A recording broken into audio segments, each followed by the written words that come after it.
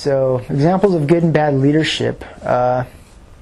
You meet lots of people in this agency, and some people you work with them throughout your whole career. Some people you just cross paths with just on a fire, and it's amazing what you can pick up from just little brief moments of interactions between people, especially in a stressful environment, in dynamic situations. You can see kind of what makes people tick, how they operate, what their stressors are. And as far as leadership goes, there's a lot of things that I kind of keyed into, and it's all like I think it's a sociology thing, how people work and the things that they are driven by.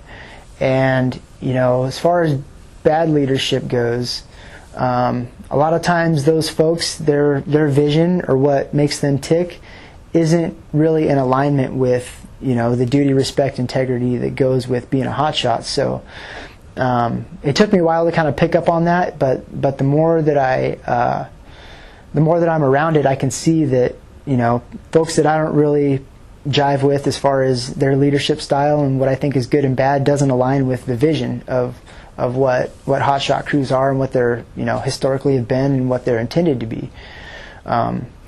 So as far as bad leadership goes, I think it's folks that don't set the example. They don't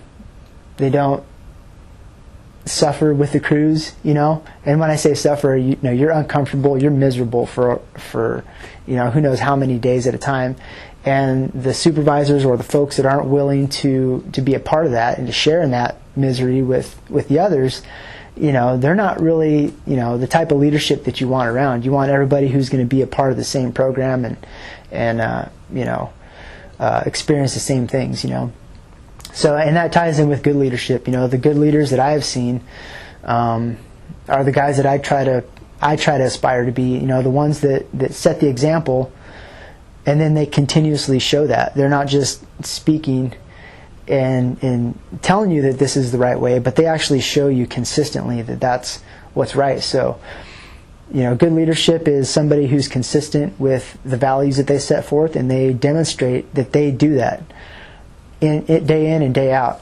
And the other part of it is those type of individuals, the good leaders, you can tell that they're not going to ask you to do something that they wouldn't be willing to do themselves. And that's really big with getting buy-in, from a group setting, and especially being on a hotshot crew. So, those are kind of my examples of good leadership and bad leadership.